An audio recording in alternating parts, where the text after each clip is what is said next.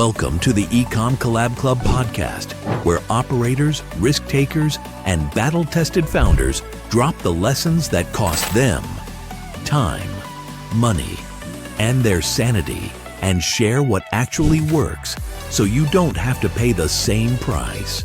Hosted by Peter Gardner and Adam Pierce, founders of the Ecom Collab Club and Blend Commerce, the Shopify CRO agency.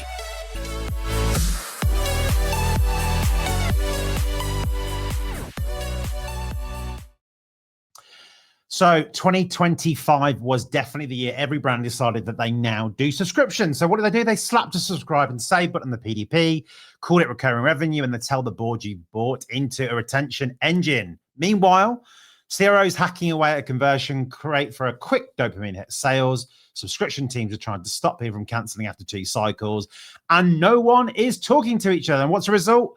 Well, the flows that convert in the short term, churn in the medium term, and piss off the customers the whole way through. So today, guys, we are talking about why CRO subscription teams have to share a brain if you want subscription revenue that isn't just a vanity graph in a deck. Now, a guest has only ever done subscriptions 15 years across Sky, BT, News UK, NFL, Game Pass, tennis, TV tennis, and Future. Now, running FILDI, helping scale-ups build, equally understand, grow revenue through subscriptions.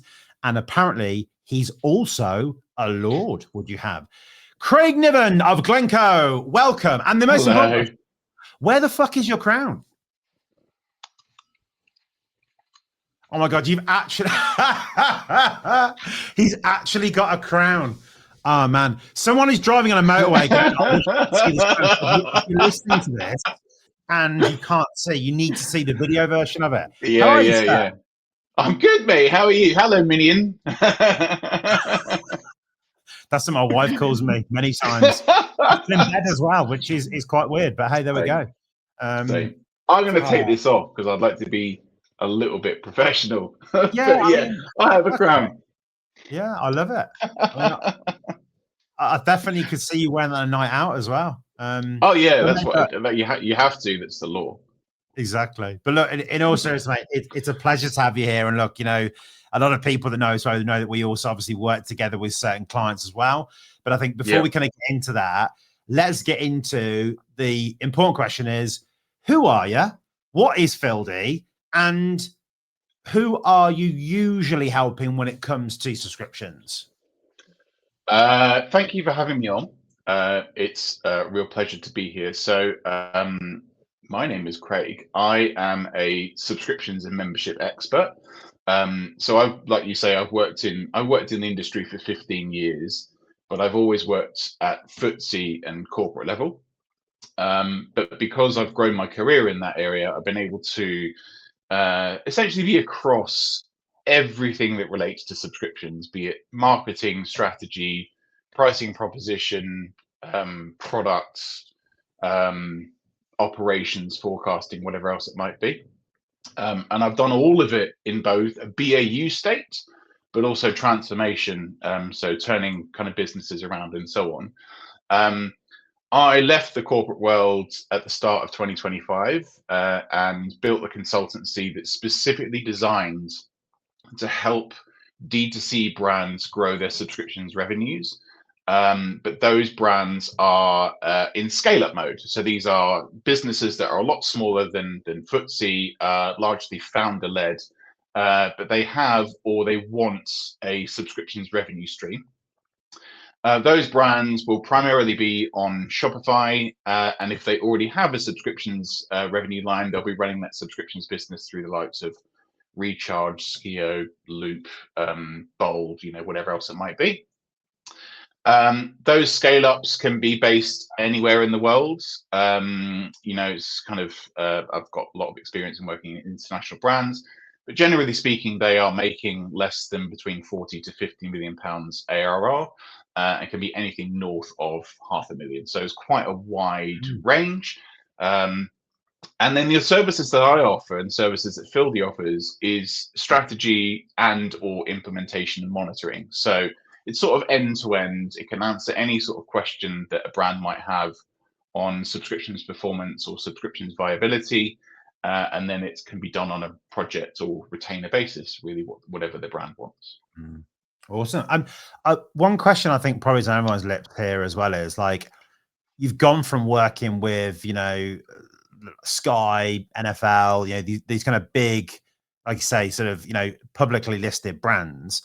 Yeah. What's the one thing that you don't miss from that world? And what's the one thing that you do miss from that world, working with, maybe the slightly scrappier, younger Shopify-based brands that you're now with? What don't I miss? I guess when you work in corporate, the conversation becomes quite routine every year, and for a lot of the businesses, you're essentially everything just becomes a bit routine. So you're having a budget conversation every year, and that budget takes quite a long time to pull together. And generally speaking, the format and the discussion that takes place within the budget is generally the same. So I guess what I don't really miss from the corporate world is the sort of routine, and also having to work with the same 20 to 30 people every day. There's a huge amount of variety. There's fantastic ideas within the scale-up industry. And I think that the level of ambition and people putting their heart and their soul into these ideas that is generally their own ideas, it's just really exciting. And the ability to be part of that conversation, I just really genuinely really enjoy it. And that's one of the main reasons why I decided to make the jump and to support these younger businesses. The ideas are fantastic. And I think a lot of the time, where I really want to help is if there is even the slightest chance that by me being able to work with these brands, that they have a greater chance of succeeding, and or the ability to accelerate their growth sustainably, my job is done. And that's what I really like. So yeah, I'm loving it at the moment. Awesome. And I suppose the other important question is, so you're a lord. Tell us the situation with this one. I did it for a laugh. It's basically, you can go online and you can buy a square foot of land in Scotland. Mate, I thought you were generational wealth kind of situation. No. No. You literally go online and you go, it's, I don't know, highlandtitles.com or something, £30, and I'm officially a lord. I have a certificate and everything. And I also know where the specific piece of land is. It's like 10 miles south of Glencoe, in probably someone's field. There's probably cow shit all over it. It's like literally a foot of land. So my official name is Lord Craig Niven. Love that. Yeah. It helps with restaurant bookings. And podcasts, apparently.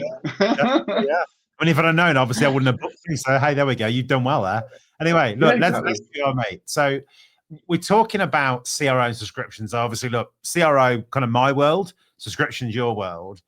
I suppose an obvious question is then, if you are in a business where you obviously have external, internal teams who are working on CRO and subscriptions, why do they need to work together? And I suppose the other question is, if they don't, what breaks? So why do they need to work together? It's the same customer,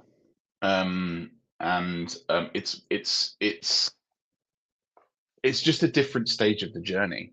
So we've been working together, right? So the work that your team is primarily focusing on is a prospect comes to website, they want to buy something, and it is primarily, I'm not kind of defining your existence to a specific kind of goal, but it is essentially to get that customer to buy, to buy more and buy again. So you should create a trifecta for that, mate. We're using the marketing line. I love it. There you go. But then if that prospect is buying a subscription, then what? Like, who's looking after that customer after that happens? And that's why I think it works really well between us, because if we work together, I am able to say to you guys, look, the conversions that you're creating specifically for subscriptions, the targets that we're creating aren't necessarily working because those customers are dropping off. If you change what's happening at checkout to, points A, B, and C, the likelihood of that customer staying for a longer period of time is X-fold greater. So it makes sense that we would sort of work together. The analogy that I use quite a lot is I sort of think about it like it's a restaurant, whereby Blend is front of house and FILDI is in the kitchen.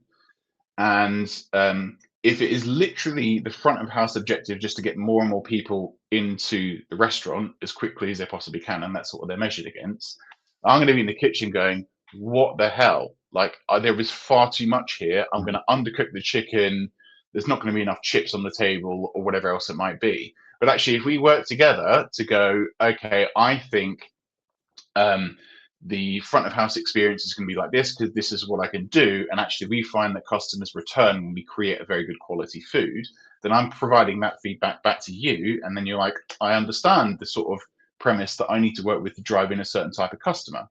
And it's quite a good analogy because we've all been to restaurants that are good, we've all been to restaurants that are bad, and the ones that are good, you can sort of tell that they all work really closely together. And that was the sort of premise when we started talking. I thought, we deal with the same customer. It's just a sort of a handoff. And then how good is that handoff? And how am I feeding back to you guys in terms of here is what drives a good subscription behavior and here's what doesn't drive good subscription behavior? That then allows you guys to build out a specific subscription flow that works for the brand and allows that brand to grow in the long run. There's a slight balance to that, which is, it's actually the word balance, which is it needs to be a two-way feedback loop, because like if the subscriptions business or the subscription team had full say on everything that's going on, then no one would convert because there's always going to be a drop off. So the subscriptions part of the business is like, we need to retain as many customers as possible. And by doing so, you're like, well, that means 100% retention. That's not going to work. And you need to sort of accept that there's going to be customers come through that inevitably drop off. So it needs to be a balance between two sides of the customer journey. And that's why I think they need to work really closely together. But I think it's everything, within e-commerce, isn't it? Or the different levers that you've got, or maybe the different teams or agencies that you work with, in the sense, that look, there is always that interplay between what CRO and SEO is doing and PPC, SEO, and so on and so forth, because you can always do things that are counterproductive to what the other team is doing. I suppose the thing is that if, thinking about, those bigger organizations you've worked with, are there any kind of telltale signs that you can see from maybe the front end or the back end where it's like, look, actually, they're definitely not thinking about the relationship of a single purchase versus a subscription, and you've got that kind of silo style working happening? Because I just think it'd be interesting to know from you, so that people listening can go, yeah, we're kind of doing that to our customer and we maybe need to sort of rethink it. Yeah. So, there's one, we were having a conversation very recently about a client where, your team and me, I was going to call it my team, but it is me. We're having a conversation about what's the best converting subscription term. So what's the best converting subscription term length? Is it 2 months, 3 months, 4 months, 5 months, 6 months? And then what is the average order value of the transaction coming through? And what we noticed was there was very much the best converting pack was 3 months. But what was happening is the second stage of that checkout journey was upsell. And what we realized when we were looking at the data was, whilst the 3-month pack might be the best converting pack, because there was so much upsell being applied to that customer, essentially what was happening is that we were overwhelming that subscriber to the extent in which they're like, I cannot get through all of this in 3 months. And therefore what was happening was they were having a couple of churn problems later on because of that situation, where if customers were taking a much longer term pack, so let's call it 6 months, and they were paying the same amount of money, so the AOV was the same between the 3 months and the 6 month, the likelihood of the 6 month customer churning was less, because they were less overwhelmed with the amount of product that they were taking. And that then moved into, clearly the reason for that was because the targets that have been set at a conversion perspective are sell that customer and sell as much as you possibly can, which is absolutely fine, particularly when you're selling one-off products or products that you can come back and buy again and again and again. With subscriptions, because you're setting up that relationship, using that strategy, you're sort of overwhelming the subscriber. And therefore, the discussion that we were having was, how do you right size that customer? So how do you find like an ideal AOV and subscription term profile for a subscription, and then essentially apply your checkout targets based on the product that the customer is taking? As an example, if you're taking a 3-month term, your AOV target, let's call it for the sake of argument, $30, £30. If you're then taking a 6-month product, your AOV target jumps to £60 or $60. And because you're doing that, and the subscription data shows that customers that are spending a £10 per month average revenue per user, they're more likely to stay. And that's what I think is quite an interesting example of where the subscriptions data can ultimately inform the different trading tactics that happen at checkout to improve subscriber retention in the long run. And I think, this is, I feel like in a way that some brands have started thinking more about this. I don't think it's quite there and complete, but I think when subscriptions, we started dealing with them years ago, it was purely like, look, this is a cash cow, subscribe and save. We can bring cash in. That's great. And there is a much bigger expectation, I think, now in terms of what subscriptions are for and what people expect when they're buying them. And I think it's probably, sort of this change as well that has maybe had an impact.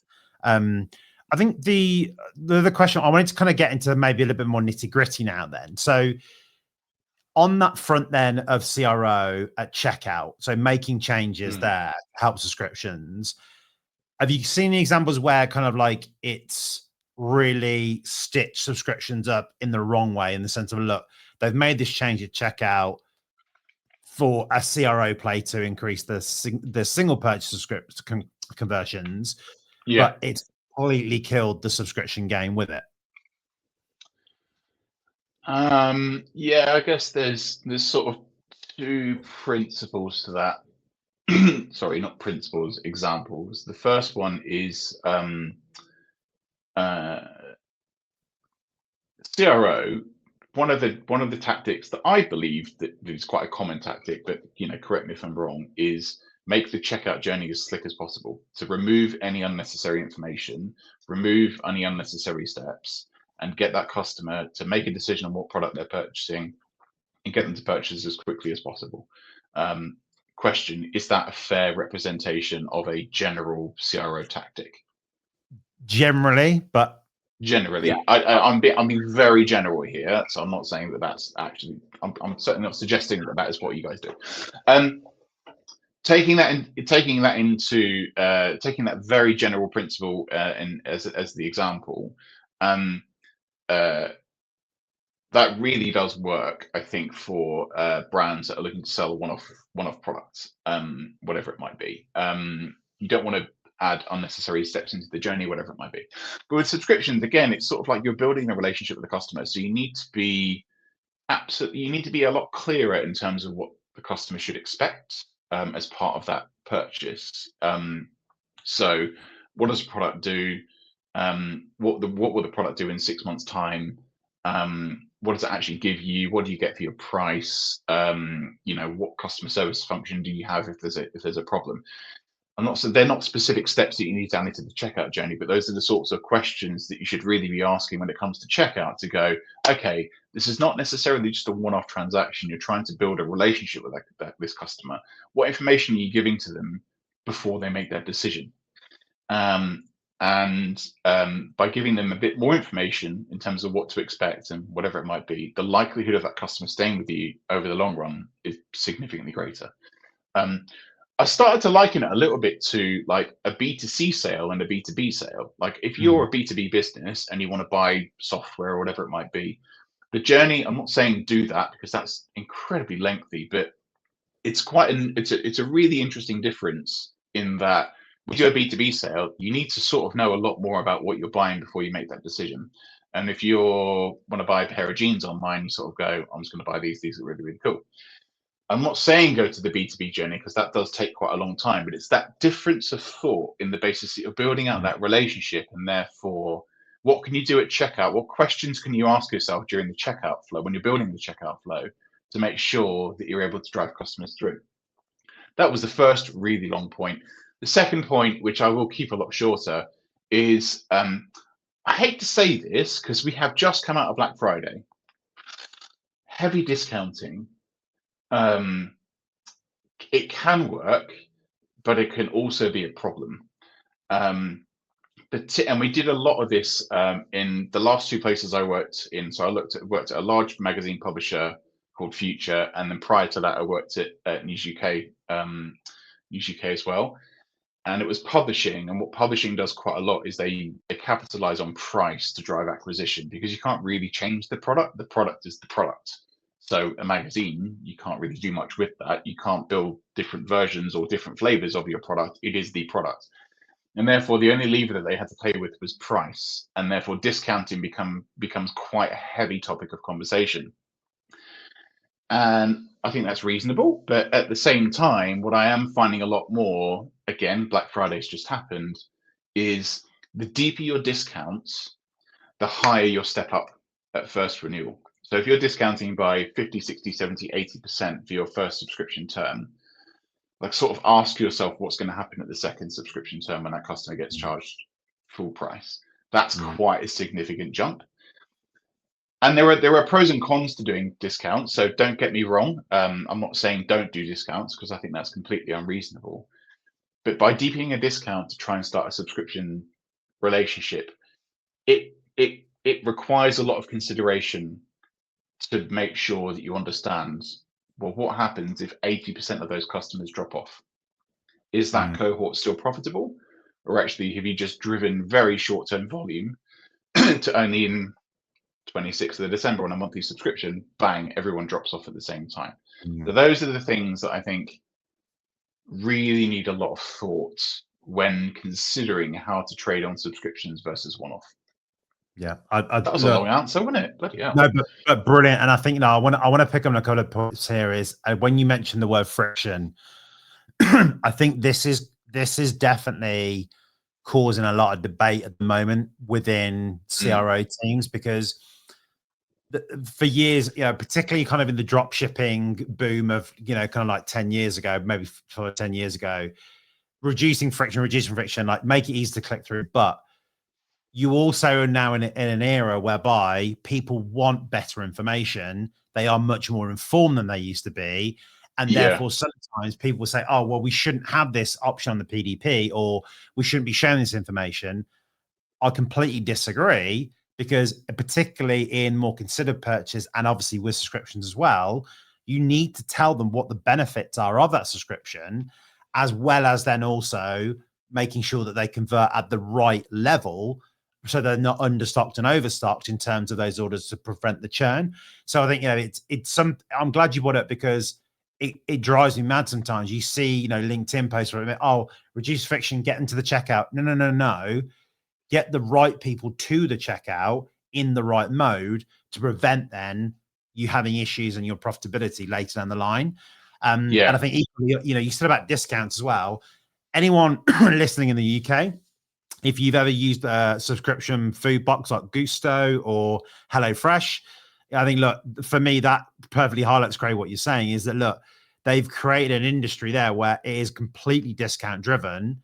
The loyalty to those brands is very, very weak, and people are bouncing from subscription box to subscription box and playing those discounts off. I mean, look, I know that's an extreme case, but I feel happens, like, mate. Yeah, it happens. When I was like every brand I've worked for has a cyclical customer problem, whereby they just capitalize on discounts. They'll take the discount term, they'll cancel, they'll come back. But at least they knew about it and they were trying to do something about it. And I think the danger is only focusing on the subscriber acquisition number primarily, and not looking at what's happening in retention, and kind of diving into that slightly deeper, asking yourself how many of our customer acquisitions have been with us before, how many were here 3-6 months ago, and how many have just come back and are just taking advantage of another discount term, and you know, asking the question, are we driving a huge amount of acquisitions for the discount? What's actually happening in retention? Are you actually growing your base, or does your acquisition number look extremely healthy, and then you're sort of hooked on the drug of further discounting, rather than recognizing that your base is not going anywhere? All you're doing really is eroding the average revenue per user of your subscriber base, because you're just topping up those that you lost with customers on cheaper, but they're going to leave you anyway. I've seen that happen, and it's a very difficult trap to climb out of, if you end up down that route. So do discounting, but just sort of recognize that how many customers are dropping off, what's that doing to your overall subscriber base volume? Because if it's not moving, you're discounting in the wrong way.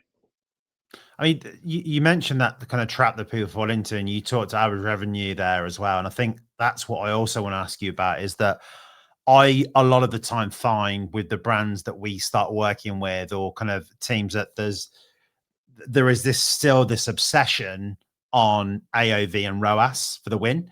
And like you said, with subscriptions, it's kind of converse, because we are thinking about that average revenue per user and LTV.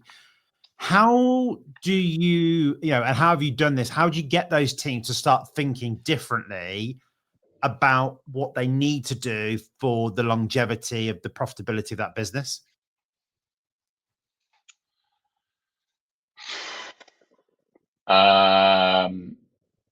It's funny. I hope I answer your question right, but it's funny you talk about AOV and ROAS, because they're really important metrics, don't get me wrong. But what's interesting is that those two metrics are also used by subscriptions, but they're calculated slightly differently. They use the same inputs, but they're calculated slightly differently. So AOV, which is used quite a lot, is basically average revenue per user, which is AOV divided by subscription term. So if you've got someone's paying £90 and it's a 3-month subscription, your AOV is 30. Your ARPU, excuse me, is 30 quid. And then ROAS is lifetime value, but ROAS is calculated on a very kind of defined margin, whereas lifetime value extends that over time. But sorry, not LTV. God, LTV CAC. I'm not going to make a clip about this one, I'll tell you that. LTV CAC is about the return on investment on subscriptions over a longer period of time. So the metrics are generally the same, but interpreted slightly differently. And what I find very useful is, by positioning it in that way, you sort of are able to tackle a lot of the unfamiliarity about what those numbers actually mean, by going, actually, the principle is the same. The difference is how we're calculating that. So by doing so, if I then went away and had a look at subscriptions performance, and I said, well, actually, the best performing subscription breaks even on LTV CAC after 6 months, so you're a 1-to-1 ratio after 6 months,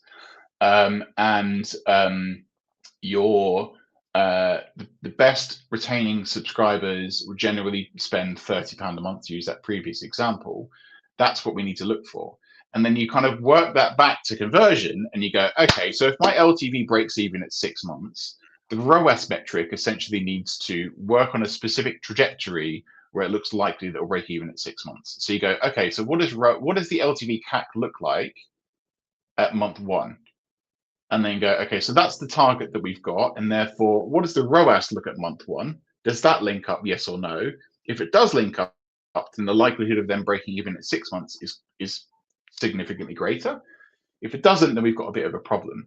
The same happens with the ARPU point, where if you've got a customer that's spending £90 on a 3-month subscription, which is £30 ARPU, and I'm saying stick to £30 ARPU, And if a customer takes a 2-month subscription, it's 60, 3 months, it's 90, 4 months, 120.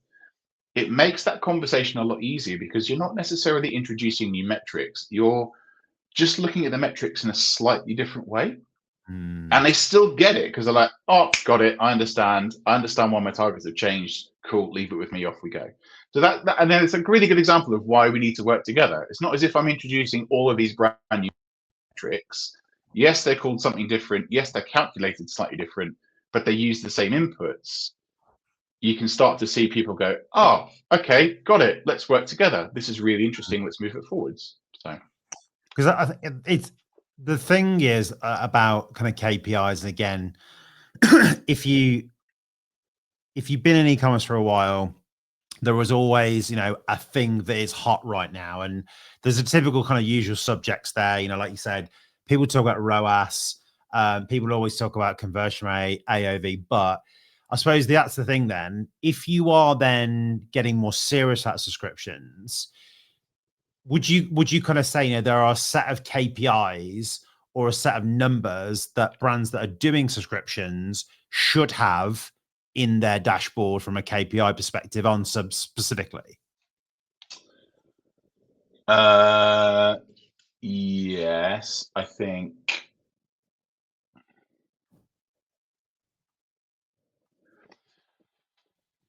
the yeah. Sorry, I'm pausing because there's so many different ones, but that's not really going to be helpful. One of the first metrics that I think is super interesting to understand whether your subscriptions business is performing or not, and therefore can be applied to a dashboard. And there's also a metric that I think is probably one of the most quickest ways of understanding whether a subscription business is performing or not is your first term renewal rate. Or so if a customer is taking let's say a customer in this example, just for the purpose of making this example work, brand offers 2-week, 4-week, 6-week, 8-week subscriptions. Okay. If customers are taking 2-week subscriptions, you will understand how well that subscriptions business is performing within the next 2 weeks. And actually understanding how many of those customers are then renewing onto their second term is a very, very important metric because it's sort of the first couple of weeks, first couple of months of a new subscription, which sort of dictates how well that subscription is going to go on for. If it's happening if it's a 4-week subscription, it's the same thing. A 6-week, 8-week subscription doesn't really matter. Understanding how many of your customer base have decided to renew their subscription onto the second term is fundamentally important to understanding how healthy your subscriptions business is. So if you're not looking at that now, I think that's the most important thing that I would look at. The point about LTV CAC, like LTV CAC is a super important subscription metric to use, but that is more of a take a step back, top down, just generally how are things running. It's not necessarily something that I would expect to see in a trading dashboard because it takes quite a long time to really get an accurate view on those numbers, whereas first term renewal, relatively speaking, is quite quick. Yeah, I like that. And I think, the thing with the metrics, I think that's probably what is also quite confusing to brands who are doing it, is that how do you actually assess the performance of that against your single purchase items, and then what does success actually look like? And I think it's you're going from a very short term view of single purchases to maybe something where you are evaluating the performance over a 3, 6, 9, 12-month window. I suppose it's a switch in thinking, isn't it? I suppose so. It is a switch in thinking. Sorry, carry on. No, after you. What I was going to say was, yes, it is a switch in thinking, and yes, ultimately, to determine the actual performance of subscriptions, you do need to wait a long time, and there's a lot of trading teams that do find that quite frustrating. One way of getting around that, though, is particularly for those brands that have a fairly established subscriptions business. Let's say it's been running for more than 6 months. You can get a fairly accurate view of what a subscription is going to look like after, let's say, the first renewal period. So you don't have to wait 12 months to understand how profitable that specific subscriber is. if you look at your previous subscriber performance and you understand what a good subscriber looks like at month 1, at month 2, at month 3, at month 4, you're essentially setting yourselves targets. So rather than waiting 12 months to understand, or 6 months to understand whether a subscription is working or not, you can wait a matter of 4 weeks to actually understand how things are, well, depending on the length of the subscription term. You can understand a lot quicker how well something is worked in market based on early signs of subscriptions performance, which you use against the benchmark that you've applied, that you've gathered from your entire existing subscriber base. I hope that makes sense. Yeah, no, absolutely. I mean, we were talking, weren't we, before we got on to air and recording today, is that about, I was telling you about sort of performance over Black Friday for some of our clients, and Yeah, it was interesting, you know, that the conversion rate on subscriptions was actually the increase compared to last year was significantly higher than standard single purchase. So we've said, obviously, look, a lot of people have launched subscriptions this year.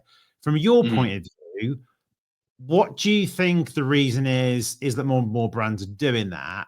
And I suppose the thing is, what is the golden goose? You know, what is the golden prize if you do it properly? Yeah, that's a good question. So this is actually one area of sort of like expertise that comes from FILDI and sort of my experience. So I've worked in organizations in the past that has a subscriptions division and has other monetization divisions as well. So subscriptions sort of works in tandem with other areas of the business. And those other areas of the business, like we were saying earlier, subscriptions takes quite a long time to monetize a subscriber. So you might take 6 months to break even, but the monetization opportunity is significantly greater. Whereas these other channels, you're able to monetize audiences pretty much overnight. The advantage of driving subscriptions, which I guess is one of the reasons why more and more brands are doing it, is it's the sort of predictability of subscriptions, because you have an extensive amount of subscribers that have joined you over a significant period of time. You're able to pretty accurately understand where you're going to be in a year's time. So we used to build forecasts, and you could build a 3-year forecast with about 80% accuracy, because you just understood how, generally speaking, how things work. Now, the predictability route works for brands for various reasons. Like, the first one is revenue. You can, like I said, 80% relative predictability over 3-year forecast. The other opportunities are stock management. So you're not necessarily dealing with a huge amount of volatility. Although Black Friday maybe give you that spike, but if you're able to hold on to them, that's great. You can predict them over a long period of time. And the other area of predictability is operating cost. So again, it's not necessarily just predicting your revenue. You can sort of understand what your unit economics will look like over an extended period of time, because you have that underlying trend data that lasts for 12 months, 2 years, however long you've been running for. That's the first area where I think, from a day-to-day operating perspective for a brand, it's super appealing. The other side of it, which again is sort of within this world that we operate, is revenue multiples for investments and for exits. So if you run a subscriptions revenue stream as part of your business, you will multiply the value of your business fairly significantly on the basis that it's predictable revenue, and you have a sort of a one-to-one relationship with your customer base as well. So I think that's another reason why a lot of brands are moving towards subscriptions. The second point I think is very interesting, though, because the revenue multiple is very much dictated by the quality of your subscriber base. So if you have a very well performing subscriptions business, which is healthy and sustained acquisition with good average revenue per user and a good retention rate, and by good, I'm talking anything south of 5% month-on-month churn, or at a stretch 4%. your revenue multiple, depending on various other factors like growth trajectory, market condition, product sold, or whatever, but you could be looking at revenue multiples between 4 to 6 times, which is like big. If you have a subscriptions business, but it's not performing well, i.e., you're heavily relying on discounting, and those customers that are taking discounting are just dropping off afterwards, and therefore your underlying lifetime value, your retention rate, your break-even point is poor, and you're not growing, and obviously dependent on various other market factors, your revenue multiple can drop from 4 to 6 to maybe 1.5 to 2. Wow. So, and the effort involved to get a subscriptions business up and running is not always easy. But that is sort of a call out that I've started to find more and more, where you've got these brands, they're selling subscriptions products, things under the bonnet aren't necessarily performing that well. And when you start to challenge them and going, look, I don't work in investments, but based on what I know to be true, the revenue multiple doesn't look as great as maybe what it could be. And if we invest some time in actually understanding what's driving subscriber churn, and we can improve that, we can get your revenue multiple up to something along the lines of 4 to 6. That's when people are like, right, we really need to sort this out. So they're the 2 key reasons why I think brands are moving towards subscriptions. But the second one, with regards to the revenue multiple, because that's actually a tangible value from a founder's perspective, if you focus on retention, if you get your subscriber base working, if you get your checkout flow working for subscriptions, you will more likely achieve a 4 to 6 times revenue multiple. If you don't do that and you just say, we have subscriptions, we've just plugged it into this system and we hope that it works, I think you're looking at anything between 1.5 to 2 times. Very, very interesting. And I suppose the flip side of this then is, I suppose quite bluntly in a way, who absolutely shouldn't be launching subscriptions? Is there any types of businesses, or if you think in a particular way, that you shouldn't go down this route? There aren't any particular businesses or industries that I don't necessarily think that you should do subscriptions. There are industries where subscriptions are more common, but like as an example, apparel, like clothing, is not necessarily that common in subscriptions, but there are very interesting, scale up subscriptions businesses out there that do make it work. The bigger question for me is less about the business itself. It's more about asking, okay, if you're selling a product, how do you change that product into a long-term service? So if you do you have a product that you can give to a customer, but they can interpret that as a service, rather than just sending them the same product every single time that just becomes a recurring relate like a drinks manufacturer or whatever it might be? How do you change that into some sort of service? Is it a membership scheme? If you're selling a drinks product, do you want to allow the customer to change the flavor that they're taking? Is there some sort of exclusivity that you can give to those subscribers, rather than just sending them the same stuff every single time? What else can you do to build up that sort of community, or essentially how do you turn it into a service? And if you're able to confidently answer that question by going, yes, I'm actually able to change this product that I make into a long-term service, then you should definitely consider running a subscriptions revenue line. If you can't confidently answer that question for whatever reason, it's probably not for you. And because the nature of your product is simply one-off or whatever it might be, there's maybe other ways to try and apply that revenue multiple or whatever it might be. Thankfully, I've not necessarily come across a brand where I've gone, no, not for you. But that's the sort of basic question that I would ask. I'm glad you bought memberships, because this has again been, I guess, a flavor of subscriptions this year as well.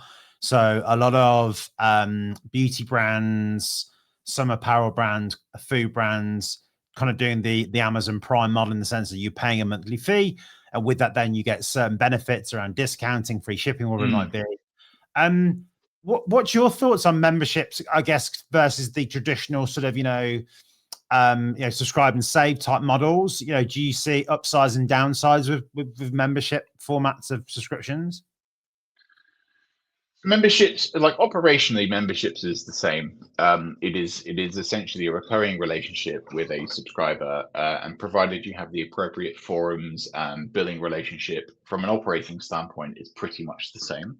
Where it becomes different is what you're doing to that customer, what you're doing to that to your audience.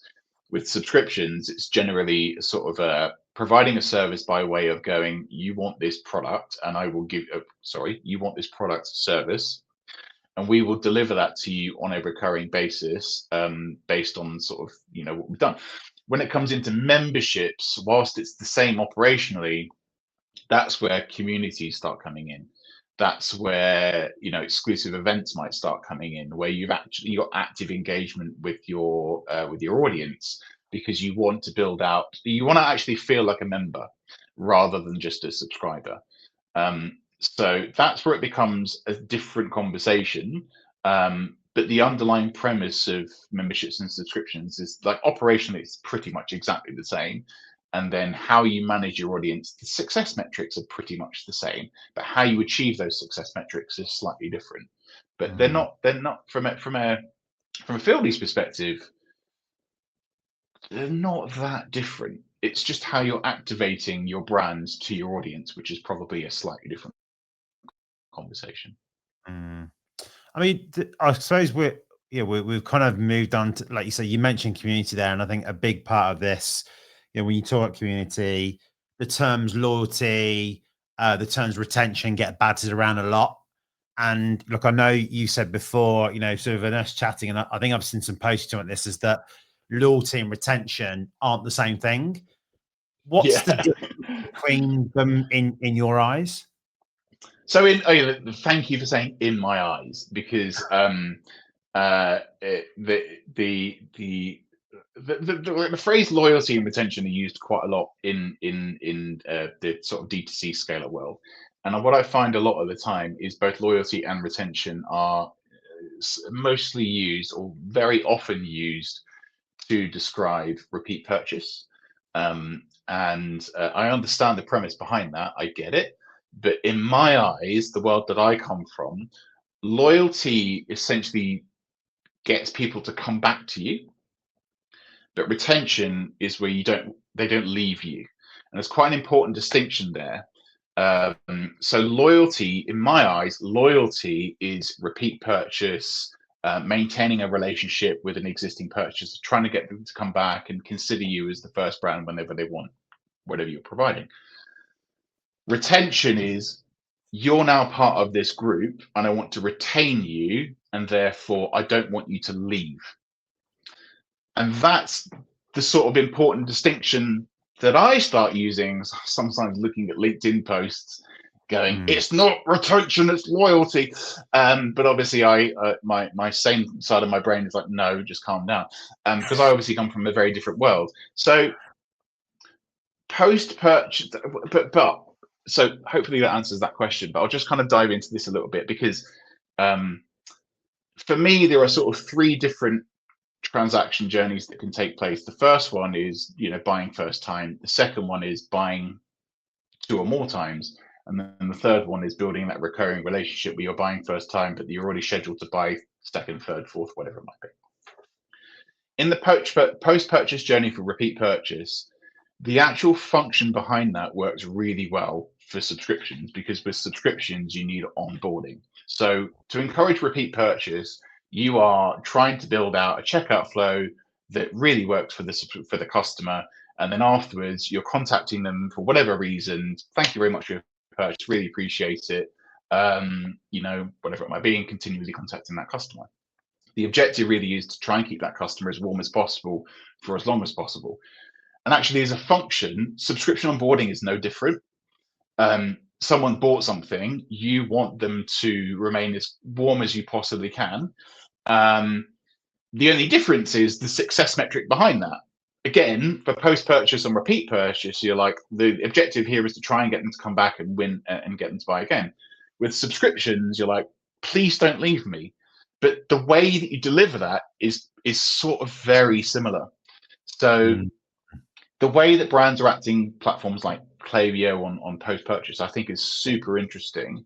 And actually, I don't think they're a million miles away from doing something similar with subscriptions, provided that the outcome is I've retained them rather than I've won them back.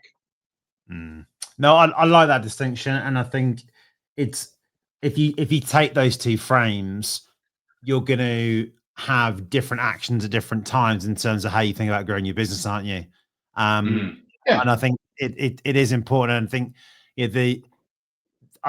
this is the biggest thing I think with subscriptions is that a lot of the time you've gone from having a very transactional business to a business whereby you have to develop more of a relationship. And people have talked about, relationship marketing for years, but ultimately a lot of the time when it comes to more utility type products that you just need and you are buying transactionally one at a time, you don't really need to think too much about that. But like you say, with subscriptions, the game is different, especially in, sort of 25, 26, where there is even more choice, even more expectation and so on and so forth. Yeah, absolutely. Yeah. But again, the underlying principles are not that different. It's just how you activate that and what the outcomes are. We were talking the same about, ARPU and AOV and ROAS and LTV, CAC. They're not fundamentally different measurements, but the outcome and the calculation is different. So there's a lot of brands that are not that far away. There's maybe just a couple of tweaks or improvements that maybe should be made to then see the advantage on subscriptions. So when you talked about kind of framing sort of loyalty and retention there, and I guess like in a way it's kind of a little bit sort of like the rules of the game and kind of things that you must do. If there's people listening to this, either founders or econ directors who are saying, look, actually, we've just started subscriptions, we've been there a while, or actually we're thinking about it.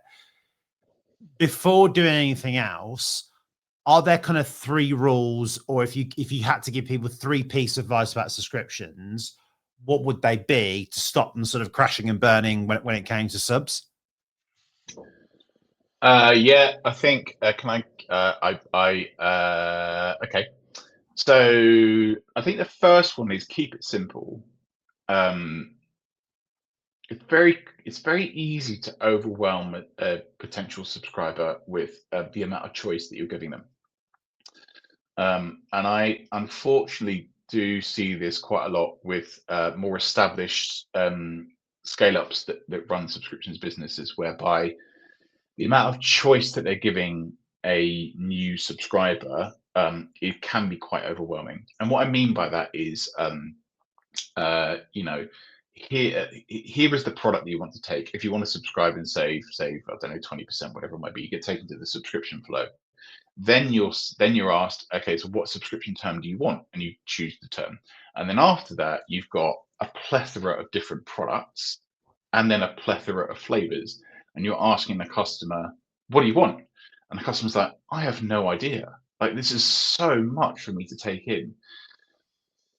Whereas if you're able to keep it simple by way of either, if you haven't started a subscriptions business yet, just be very careful about the amount of products that you're offering to a subscriber, and keep it simple that way. But if you have an established subscriptions business and you are offering multiple subscription terms and multiple products and flavors, like pre-build a pack and go, oh, you've chosen a 2-month subscription term.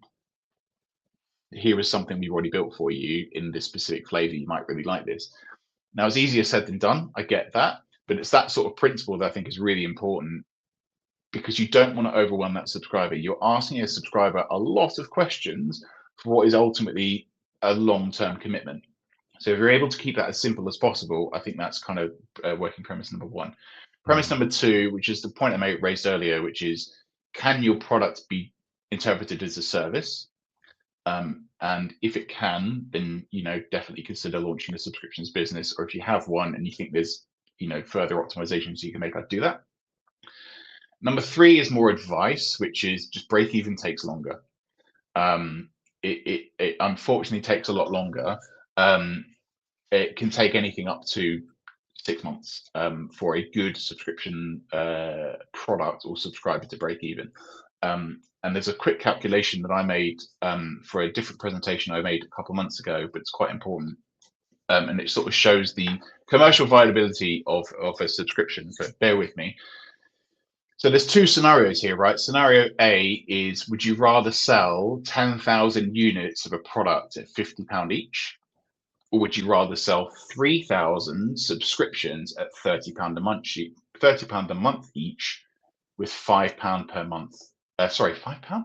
5% per month retention.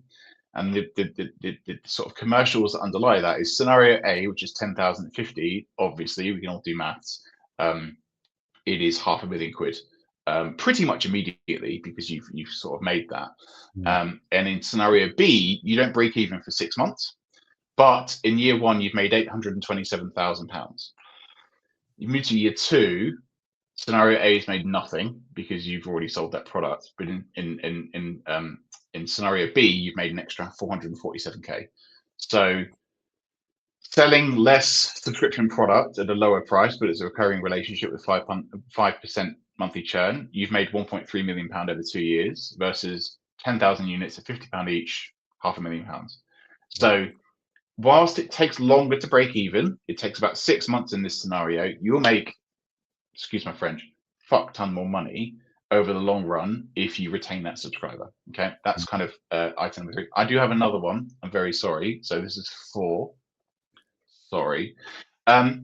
Get it right early. So because you're setting up these long-term relationships, if you get it wrong, you're having to deal with that problem for the length of that subscriber being with you. If you're able to get it right early, you spend less time working around an existing problem, and you can just focus on every other area of your business that needs attention. If you don't get it right, like I said earlier, but if you don't get it right, I've seen brands that have performed really, really well on subscriptions. A decision was made that didn't really work for subscriptions, and you can see the volume dropping off. You can see the churn increasing for those specific cohorts, and then they kind of backtrack on that decision. They go back to what happened before. Segment number 1, segment number 3 are performing really, really well, but you've got this annoying segment number 2. And it's very difficult to change an existing relationship once it's been established. So if you get it right early, or as early as possible, you're paying for less of a problem down the line. Yeah, and I think, we've seen that in that, like you say, it's, I think, and we talked at the very start about CRO versus subscription, didn't we? And I think with CRO, it's quite simple in the sense of, look, if something isn't working, you change the PDP. In terms of subscriptions, once you're into that relationship and that has then been offered, and trying to back people out of a particular offer or relationship you got going with them is more complex to do. So I think, like you say, kind of getting it closer to right from the outset is probably a little bit more important. But the payoff, like you described today, is so much more significantly higher that you kind of, the whole sort of risk reward thing, it makes sense, basically, what I think. Yeah, definitely. Great. I've actually got some quick fires for you that I want to run through.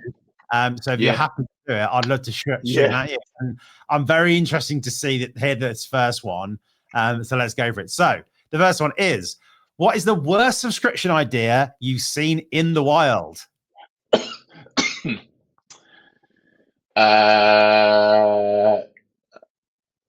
It's car subscriptions. I don't mean car as in leasing or PCP or whatever. I mean, I've got a new car and I have to subscribe to get heated seats. So the car's actually got the functionality, but I can't use the heated seats because I have to subscribe to it. I understand why, but it bugs the hell out of me. Like, I've got this machine and I can't use it, and I have to pay more to get this thing that's already there. It's sort of, thankfully I'm not in that situation, but I've read it and I'm like, what? Tesla, apparently, I've only read this yesterday, but Tesla have got a subscription so your car can talk to your garage door. I was like, what? Like, that's just the weirdest thing. Anyway, it sort of bugs me. I don't know if you can tell. Peculiar. No, just a little bit. Most overrated KPI in subscription land? Acquisitions onto a free trial product. It's free. I mean, shouldn't everyone be taking it? It's a meaningless metric, in my opinion. Awesome. Most underrated signal that a subscriber base is actually healthy. First term renewal rate, like we talked about before, that thing on the dashboard. Understand how many of your customers are moving after their, continuing on after their first term. Super important. And last but certainly not least, what is the one hill you're willing to die on when it comes to selling subscriptions? Get it right from the start. Love it. Or as right as you possibly can. Right, you possibly can. Craig, mate, it's an absolute pleasure to have you on. And like, it's so good because obviously look, you and I, you know, are working with similar clients, working the same clients sometime. And just, I think the different perspectives there is brilliant. So if people obviously going to want to find out a bit more about what you do, get in touch. Where should they go? What should they do? LinkedIn profile is just type in Craig Niven. You'll see founder of FILDI, subscriptions expert, and my lovely face. Or go to fildi.co, so it's FILDI.co, and you'll find out more about what FILDI is there to do, how it exists, and if you scroll down, there's a contact form at the bottom. So yeah, really happy to have a chat with whoever wants me to bore them. No, not at all. I mean, look, Craig, as I said, Craig's done some fantastic work for our client to blend, and I think, you know, uncovered a lot on subscription. So if you are in a position whereby at the moment you are saying, look, either you've got subscriptions already, you're thinking about subscriptions, it's well worth having a chat. So guys, thank you so much as well for tuning in today. This has been the eCom Collab Club podcast, and do tune in again same time next week for the next episode. Cheers. This is not the last one. Is it next year? Pardon? Is it next year? Is this the last one? Yes, there is. So you've corrected me, and I'm glad you have. We will see you next year. Cheers, guys. I crown on for that. The crown back on. Thanks for listening to the eCom Collab Club podcast. Make sure you like, subscribe, and join our community at ecomcollabclub.com/community.